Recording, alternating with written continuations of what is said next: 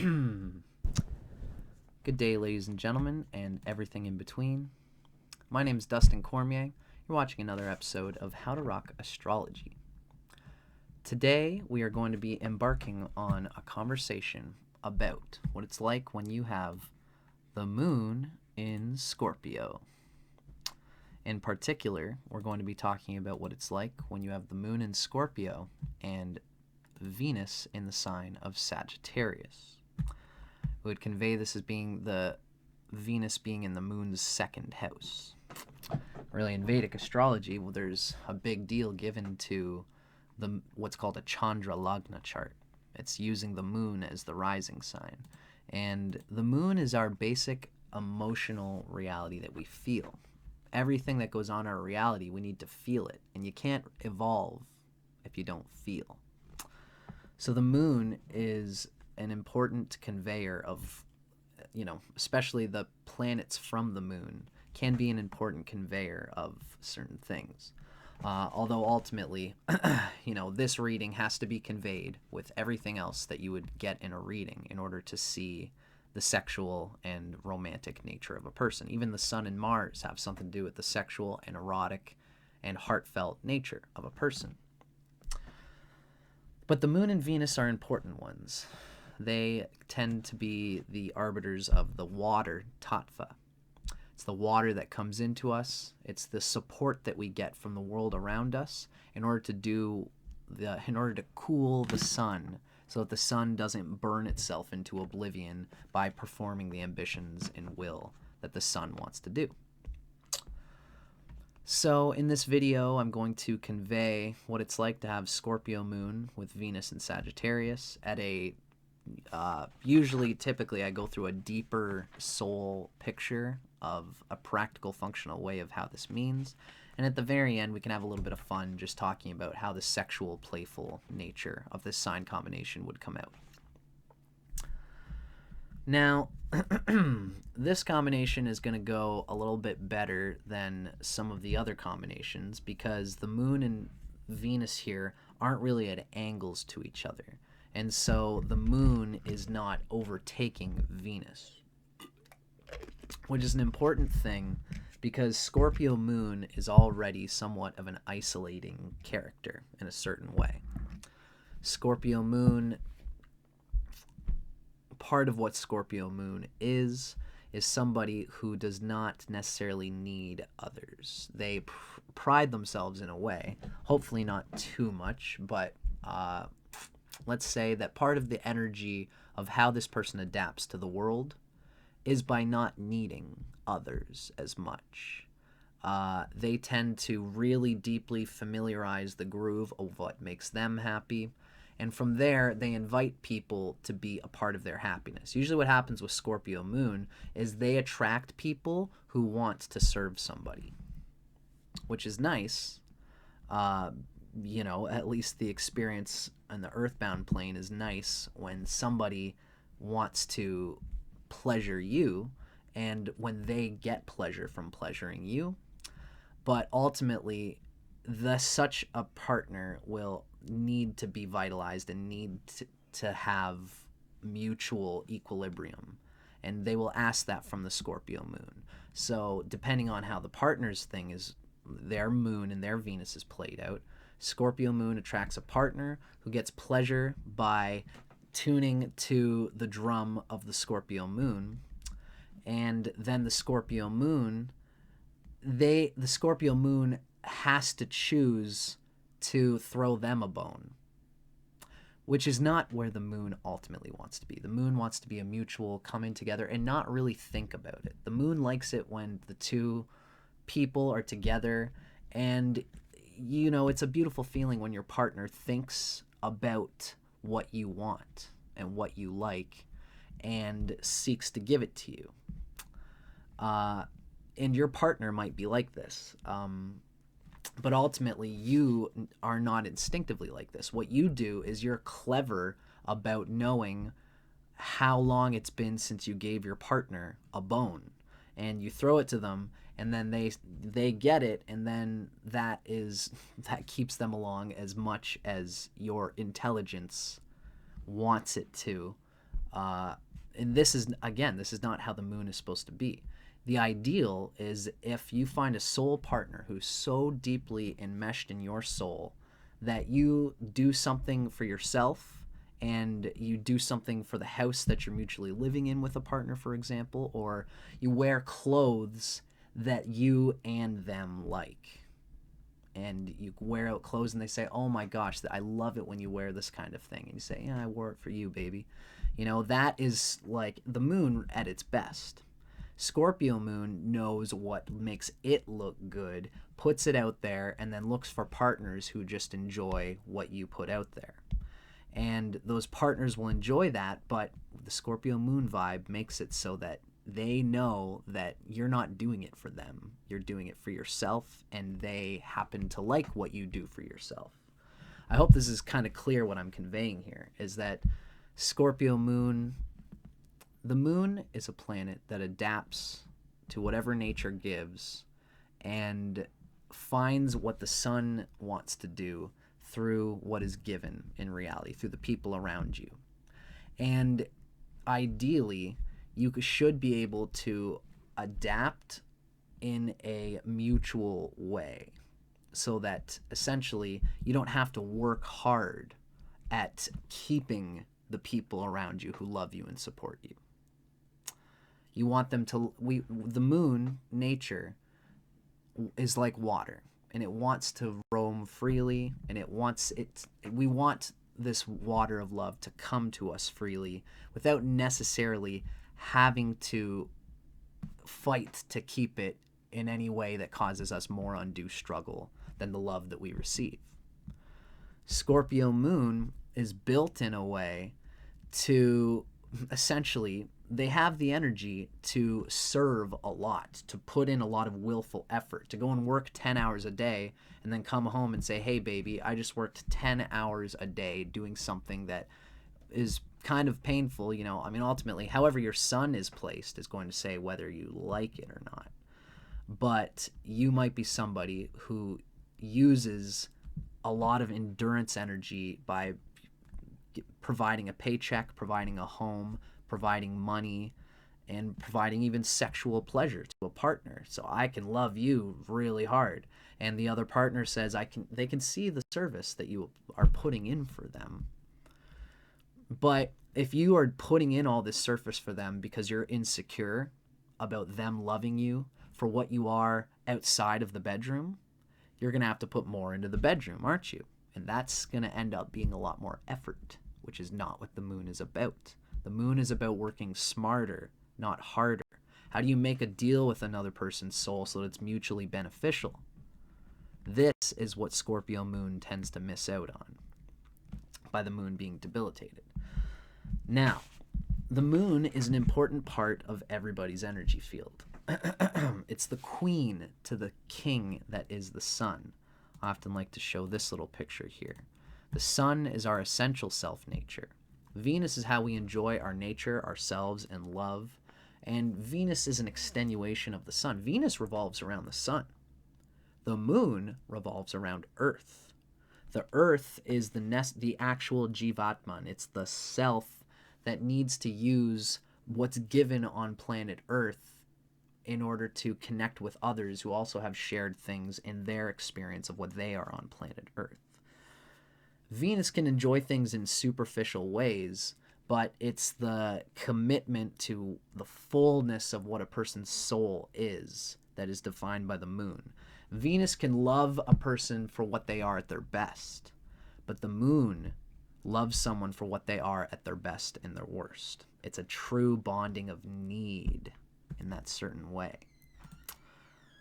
And when you think about it, you know, the moon is like the queen, whereas the sun inside of us is the king.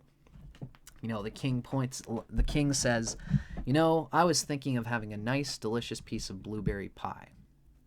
And the moon, the queen, says, now, honey, you know what that does to your blood sugar? We as our sun can still do whatever we want if we want to, but if we don't listen to what our needs are within our actual Jivatman, within our earthly experience, with the mother that we've been born under, with the family that we've been born to, You know, I'm a Sagittarius moon, and I've been born to a family, and my mother is Sagittarius rising, interestingly. My sister's also Sagittarius moon. And so we've been born in a family full of people who are very outgoing and like to be able to talk. And sometimes we'll all talk over each other, but then we're like, okay, all right, I've said enough. Now you stop. This is the environment that I've been born into and that I'm used to existing around. And anybody who I go out with, they don't necessarily need to have anything in Sagittarius per se, but they should be catering to the environment that I've always known in this way. So this is the moon. So when the queen says, you know, honey, what's that going to do to your blood sugar? When you want to eat a piece of pie, it's the same idea, is that our moon is a necessary capturing of the energy of our sun, of what we want to do with the sun, with our ambitions in our life. And if you don't, you know, the sun is what you do during the day from 9 to 5. And if you don't have a fulfilling life, when you come home at 6 p.m., you take your boots off and you have a family that vitalizes you and supports you, or if you're just a solo person who doesn't need that. Ultimately, if you can be happy with yourself, then you're good too, you know. But what you do by yourself at home in your leisurely existence at the bottom of the chart is an important part of doing what you want to do with the sun. It will gain energy and support to the sun. Venus, Sagittarius Venus, is somebody who, thankfully, when you look at the angles here, you'll notice that Venus, unless Venus is at like 1 degree of Sagittarius and the moon is at like 28 or whatever, or within 10 degrees orb of each other, 28 degrees of Scorpio, that would mean the moon and Venus are conjunct, even though they're not in the same sign, and there would be a damaging there. It wouldn't be as bad as if Venus was just simply in the sign of Scorpio with the moon, but there would still be this what happens when the moon is too close to Venus is that the moon starves Venus. If you want to know a bit more about that, look at my moon in Scorpio, Venus in Scorpio video. Although ultimately you have the moon in Sagittarius, so I wouldn't even say that. Don't worry about that. Simply, you know, look up on YouTube to see what the moon starving Venus means if your moon and Venus are actually conjunct within like a 7-8 degree orb. But if they aren't, what we have here is a situation where Venus has enough space from the moon that it's not getting caught in the neediness of the moon. So this is a Venus that is helping to build the personality of Scorpio moon. Venus is in the second sign from the Scorpio moon in this situation. Venus is neutral in Sagittarius. Jupiter is not an enemy to Venus in Vedic astrology. The moon here is debilitated in all systems. So there is a part of you that doesn't properly fully convey what the moon is supposed to do, which we've just talked about in the last 10 minutes. So you are somebody who would be well served to use your Venus to have an enjoyment as well as an offering of your enjoyment to other people that will give you a bit of bounce back from the fact that the Scorpio moon is essentially a solo-oriented person who doesn't like to be needed too much. It's essentially, Scorpio moon likes to be someone who keeps to their familiar groove and hopes that someone will come along who enjoys the familiar groove that you're kind of always laying down. Because this familiar groove, really what happens with the moon in Scorpio is that they dig a very deep groove at home so that they can feel comfortable at work with this powerful deep groove that they have at work. And they can be very strong at work. The moon is giving to the sign of Scorpio as much as Scorpio is giving to the moon here. And the moon, by giving its energy to the sign of Scorpio, is planting you the ability to kind of involve yourself in the nature of the energies of everyone who you share energy with. Whether it's a project, whether it's business investments, whether it's your career in any regard where you're dealing with a group of people, the moon here is going to perpetuate its consciousness. If it's malefic, meaning if it's gone past the full moon and is turning dark and becoming balsamic, then the moon will be pushy about what ultimately needs to get done at work. And that's not a bad energy. That's still a malefic moon is still a useful moon. And it will be hard about doing the things at work. It's like, let's say, somebody's kissing the boss's ass, and then the boss is like, all right, I'll give this job to this person. Scorpio moon will kind of say, okay, hold on, this isn't fair. They're not actually giving anything to the company. They're just kissing the boss's ass. And the boss and everyone will kind of be like, okay, you're a dick, Scorpio moon, but ultimately you're right. Let's keep it fair. Scorpio moon is involved in the energy, the psychological dynamics that's happening at work especially. And it's because they develop such a familiar groove in their home life that they have this same powerful energy at work. Just remember that if you get too stuck on how you develop your emotional security and your vitality and your joy, if you get too stuck on a familiar groove, it will eventually burn itself out. And this is especially what people with Moon and Venus in Scorpio will do. But you have Venus in Sagittarius. This is helpful to your Scorpio moon, however your Scorpio moon manifests itself. Because Venus in Sagittarius, it's a neutral Venus in terms of its sign. It's in the second sign from the moon. So you're kind of just exploring with Venus. It can be, as they say, it can be kind of a flirtatious energy, and it loves to laugh. This is somebody who loves to laugh and be giddy and excitable about the things that it's excited about.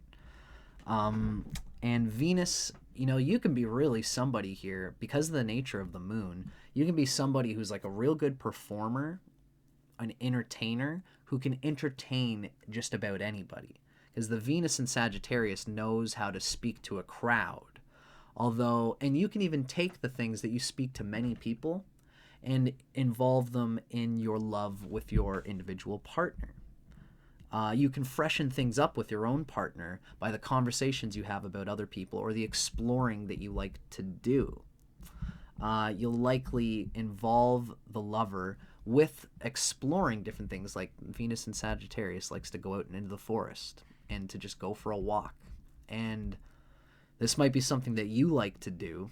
And, it's likely that you should probably still ask your partner what they would like to do. And the Venus in Sagittarius is into it. Although ultimately, when your partner brings you out to a date with some friends that you've never met before, you're probably going to still be the same person at some level that you are at home when you're hanging out with those friends. And everybody has to kind of take on what you're putting out, because this is the nature of Scorpio moon. It's come hither. It's not like, how do we share what we are? It's sort of like, I am what I am, and you can bring me along if you like, and I'm going to continue to be what I am, and let's hope that whatever circumstances and situations happen, cater to what I am, or what I am can make this a joyful moment. Because if what I am doesn't work with the moment, I'm probably not going to change my energy. So a bump will be a bump, but a glory will be a glory. So let's just roll with it. It's just the nature of Scorpio moon at some level. And you got to accept that that's part of who you are. This is the willfulness of you accepting your familiar groove is part of what gives you the power to be an excitable person. Like, this is a person who can be very revved up about their own excitement. Which people enjoy in a superficial way. What ends up happening is that your partners of Scorpio moon tend to go with them because they look so happy and they've got this energy inside them no matter what happens. But all people only ever see the positive, excitable energy. You won't ever see a Scorpio moon who's moody unless you go out with them, unless you hang out with them, unless you live with them. Because then what you're going to do is you're going to come into the cavern of where Scorpio moon regenerates itself by itself. And your partner is going to witness this depth of emotion that you often just barf out by yourself. Now, this is the nature of Scorpio moon again. And Sagittarius Venus is going to understand eventually that this is part of your psyche and you can speak to it. The second sign from the moon will have a place of emotional speech and communication where you speak what you are.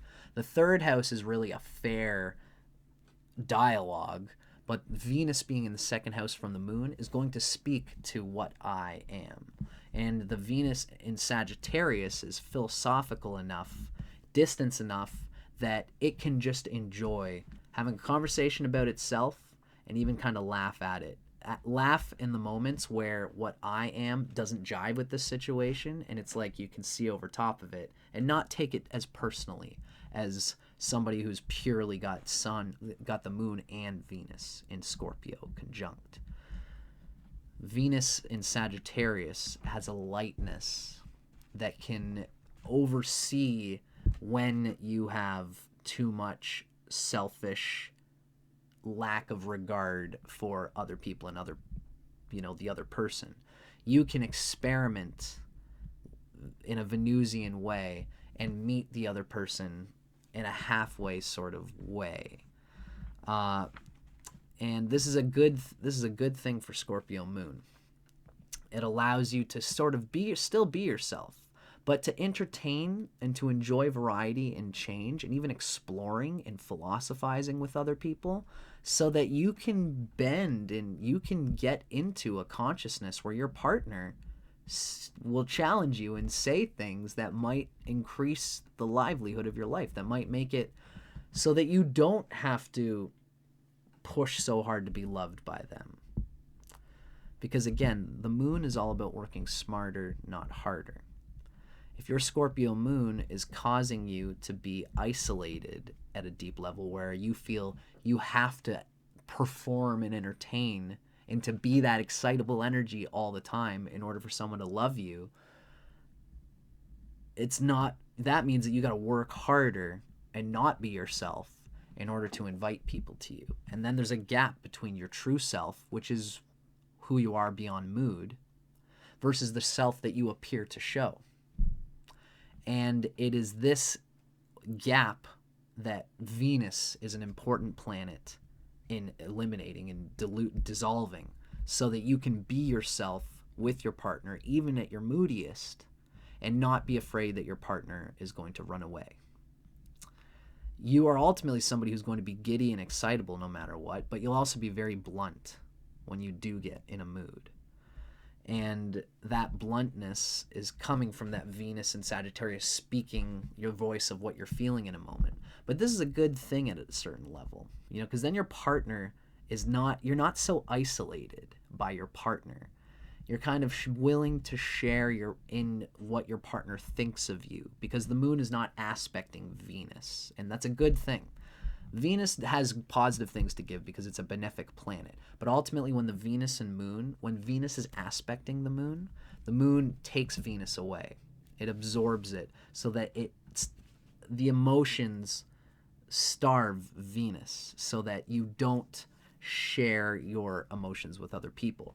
For you, since you have Venus in Sagittarius and moon in Scorpio, they're far enough away from each other that you can kind of share what you're feeling with other people. And again, it won't be,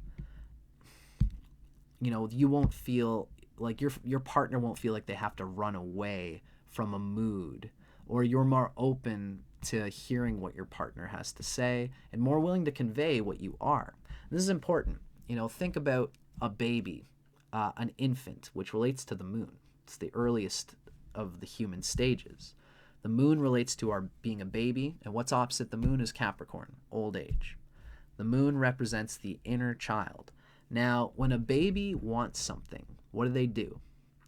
If they're a healthy baby, they're going to say, wah, and they're going to cry, and they're going to go, and I want it. Well, that's more like a 2-year-old, and that's sort of a temper tantrum that's not quite as good. But when an infant baby is in a place of pure vulnerability, and when anybody's in a place of pure vulnerability, it's good to be able to say that you need help and that you want something, because then your partner can see what it is that you want.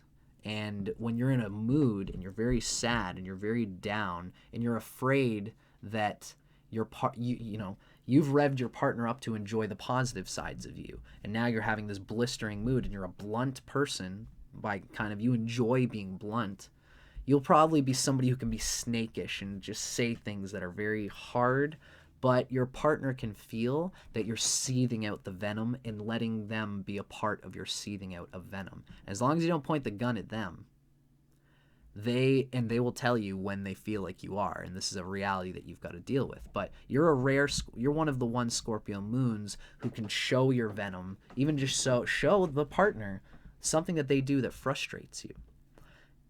This is a good thing, because this is like the baby saying, I want food. And how is a mother ever going to give a baby what it needs unless it cries for it? It cries, and then the mother gives it the food, and then the baby doesn't need to cry anymore. If the baby doesn't cry, then it's going to get malnourished, and weirder things are going to happen that are not as good and that are more typical of Scorpio moon at its worst.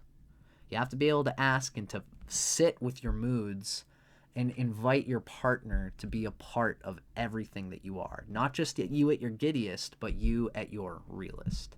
Because if you want to have a partner with you fully, a real soul experience of bonding with every part of a person's earth experience, you are going to have to accept what they are and also blesh with what they are. This is, again, the Venus in Sagittarius is also willing to see what the other person is and meet them in the middle at some level. It's not purely sucking up the sharing of Venus, this combination. You need to be able to share with what the other person vibes at, and watch movies that they want to watch as well. Get into kinky moods and things and acts that they also want. And they will give you what is 3/4 of the reality, which is what you want, because it's part of who you are as the Scorpio moon, and you'll find partners who dig that. Just always keep in mind that the more you can share with the partner, the less bonded at a contractual level it would feel. It feels more like you want to be with each other because you enjoy being with each other, and you trust each other enough that you will listen to each other and share what each other wants. The Venus in Sagittarius caters to that, and it also caters to letting the other person be what they are in their moods. The Venus in Sagittarius can hold the energy, because Scorpio moon is so intense that it feels just like it'll explode if somebody else is too intense, even though you're intense yourself. That's just what it is, and that doesn't mean you're a bad lover or anything. But I always recommend to people with any Scorpio moon in general to meditate, get into yoga, and find ways that you can distance yourself from your own moods so that you'll still go through those moods. We're all like that, and you're especially like that. But if you can sit through your moods objectively and meet the other person in the middle, and not take anything personally, it doesn't matter that you have the crazy moods and the intensity of Scorpio moon. So I often tell people that astrology is less fatalistic than a lot of people convey it to be. But you are a partner who has this intense Scorpio moon, and you are a partner who can use that Venus to enjoy philosophizing and talking with other people and even being blunt. And you will find somebody who gets a humor out of it. Who gets a humor out of how blunt and how real about your gross moods and you can be, and who can even just be somebody who's very moody all the time, doesn't ask much from other partners, and works harder, not smarter, which is not what the moon wants. But if that is going to get you a partner, you're going to go to work and you're going to work 10 hours a day and tell them, hey baby, I worked all this 10 hours just to be able to put bread on our table. If that's how you've got to get a lover, then rock and roll. But the Venus in Sagittarius adds a lightness, adds a flair of self-dignified enjoyment, self-love, that ultimately teaches you about your second house, in a way, or at least that is the second house from your moon. It teaches you about your earthbound psychology, what makes it tick, and you can see outside and around your own nature, because because Venus is in the second sign from the moon, and your partner is going to be your Venus in some way. They are going to convey to you, you're going to attract people who speak bluntly in the way that you do because they're attracted to it because you're putting it out there, and they are going to help you get objectivity on the nature of your earthbound personality, of your moon, of all the traumas you've been through, of all the emotional difficulties you've ever had. At least you can communicate and speak about it. That's why this is a good combination. Now, ultimately, that's my roundup about it. Let's read a little bit from Erotic Astrology by Phyllis Vega to discuss what is ultimately the erotic bedtime nature of this combination. This is the moon in Scorpio with Venus in Sagittarius. People with this combination in their horoscope they make ardent and generous, albeit demanding, lovers. Ardent and generous, and they like to give. And they like to show their lover that they are a capable partner and a capable lover. Really, these people can be very capable lovers. You just don't want to be a lover for its own sake, because being able to make love is a great way to connect with a soul. And the more that you connect with the soul in a deeper way, that's a meaningful soul for the sake of surrender to the soul in one, which is the soul in all, then you can be with a person bound in a way so that you don't have to perform for them. But even when this person makes that connection, you will still be somebody who enjoys being appreciated for the amount of time and effort you put into your lovemaking. Again, the ideal is to be the moon in Taurus, where you just have to flick your wrist and both lovers will find it erotic and attractive, and you don't need to do more. By doing less, you do more. That's the moon exalted in Taurus. And even you with moon in Scorpio can understand that energy and apply it. But ultimately, at some level, you're not always going to be an enlightened master who can express all the planets in their exalted state. So you are going to be somebody who has a mood to be moon in Scorpio, to be appreciated for the dance that you put so much effort into being able to do. And it really, in some ways, makes you a very capable lover. One of the most capable lovers, ironically. It's the one plus that the moon debilitated in Scorpio has. And the Sagittarius makes an ardent and generous aspect of this lovemaking. You might be someone who's into Kama Sutra, Venus being philosophical, looking over top of the energy, really applying it in a intellectually Kama Sutra way, where you can see how the two people can position their bodies in a way to make the best love in a certain way. Although ultimately you shouldn't choose a soul partner based on the fact that the two of you can get an incredibly erotic, juicy, intense lovemaking energy. But when you do get your partner, you'll be able to do that, right? The Sagittarian archer in you can be quite flirtatious and thrives on change.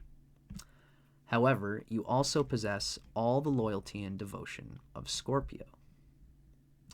As a result, you may go back and forth between independence and commitment. Definitely makes sense for this person. Although you may try to laugh off your possessiveness, and people may see you as being a flirtatious person to everybody, deep down everybody can sense the spine, where you demand absolute fidelity from your mate. Loyalty and showing that there's loyalty and not having your partner's eyes creep out to other things. And if you don't get that loyalty, you could decide to leave, because the Venus in Sagittarius is blunt and says, I don't think that this is right. And it'll speak to its emotional feelings very bluntly. And this is something that ultimately what this is saying, it's coming from the Western idea of the ability of anything Sagittarian to just run at the first sign of trouble. I wouldn't say that that's 100% the case. But if this Venus is weak, and if you have weakness to the moon, if it doesn't have strength, if it's close to the 10th cusp and not the 4th house cusp, which is better, if these two planets generally don't have strength, then yeah, I would agree with this, that you are somebody who is possessive and wants to be loved, because not because there's a shared bonding, but because you're insecure and want to be loved by somebody and supported by somebody. And the blunt Sagittarius will be very open to all the possible connections and erotic connections that are happening between you and your lover and the rest of the world, which I would say is not ultimately a good characteristic. If you do this right, you will blend your isolating, individualized energy with your partner, learn and communicate how you two can bond in a way so that you get out an energy that they feel secure about, so that you don't need to apply this underhanded, insecure, paranoid energy that your partner is looking around at other people. Something to keep in mind.